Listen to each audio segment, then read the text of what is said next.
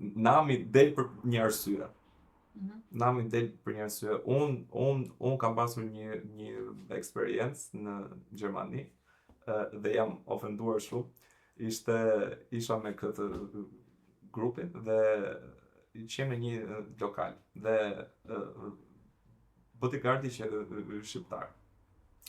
Edhe direkt unë ika, domethënë e morëm vesh, kështu shoh që ky është shqiptar, foli pak, kështu është, përshëndetje.